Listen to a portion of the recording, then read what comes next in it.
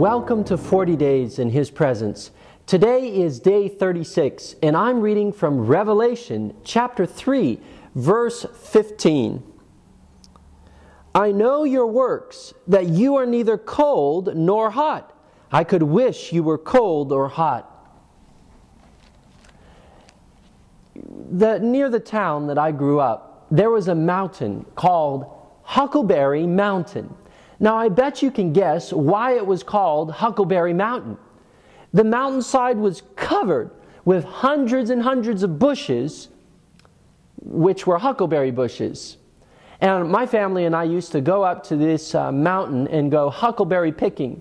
We would get bucketfuls of huckleberries, bring them home, and spend the next several months freezing them, canning them, making huckleberry pancakes, huckleberry cobbler, huckleberry pie, and sometimes just handfuls of huckleberries. It was wonderful. But you know, there was something interesting about the huckleberries. From a distance, every huckleberry bush looked about the same. They all were covered with leaves. In order to know which bushes had ripe huckleberries and which one didn't, you had to get right up close, pull away the leaves, and look inside the huckleberry bush. And there, many times you would see tons of huckleberries hanging from the limbs. At other times, though, you were disappointed. As you pulled back the leaves, you found that huckleberry bush was empty. And this is exactly what happened to Jesus. You see, the Bible records that He saw a fig tree, and the fig tree was in the distance and was covered with leaves. And so Jesus went to this fig tree to see if it had any fruit on it. Now, the time of year was a time when figs weren't produced. The figs weren't ripe at that time of year.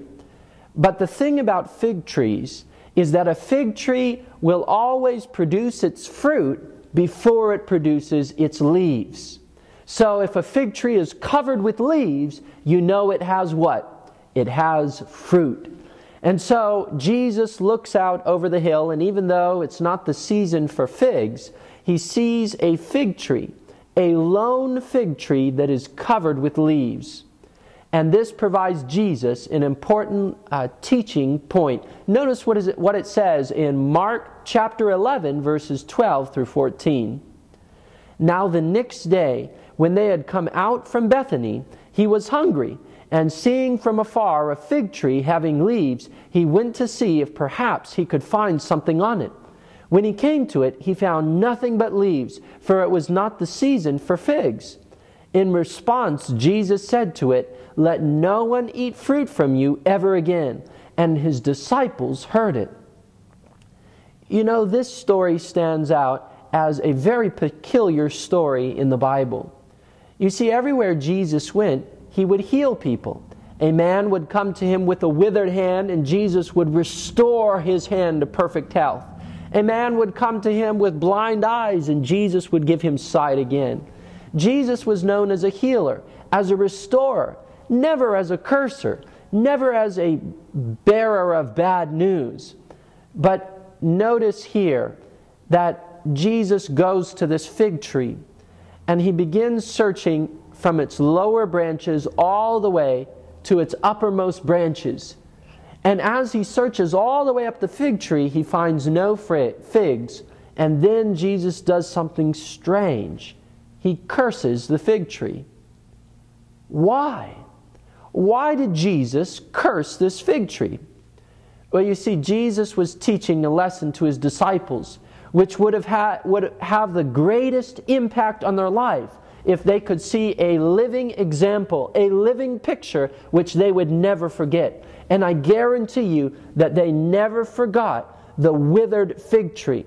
That lesson was permanently implanted on their minds.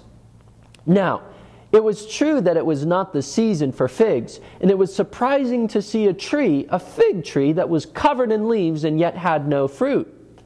But Jesus showed that there is a type. In cursing the fig tree, He showed that there is a type of person who is an abomination to the Lord.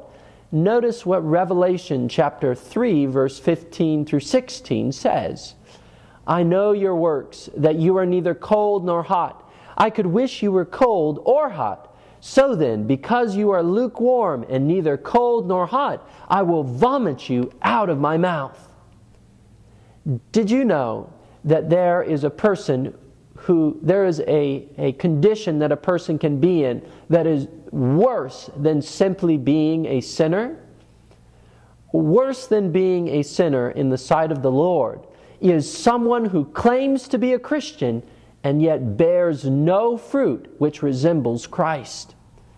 We tend to call these Christians hypocrites. People who profess one thing and live another. Individuals who can say they are one way and then by the example of their lives live completely opposite. The reason this individual is worse than simply an open sinner is because they look like a Christian. They draw people in who are truly hungering and thirsting for Christ. And like the fig tree with no leaves, those hungering for the Savior find someone who only bears the title of Jesus, but lacks the true character of Jesus.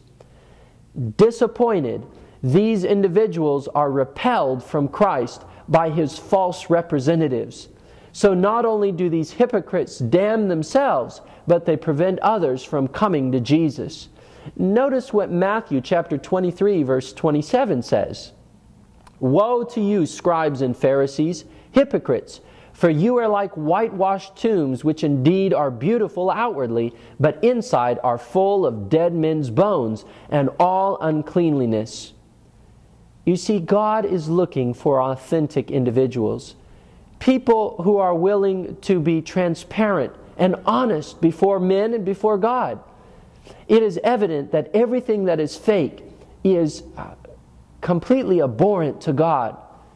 So how can I be a real Christian? How can I live so that not only do I have the title of a Christian, but I also have the fruits? Listen to what Jesus says to these hypocrites in Matthew chapter 24, verse 26. And this is what it says. Blind Pharisees, first cleanse the inside of the cup and dish, that the outside of them may be clean also. Jesus' answer is to focus or to clean the inside of the dish before we focus on the outward.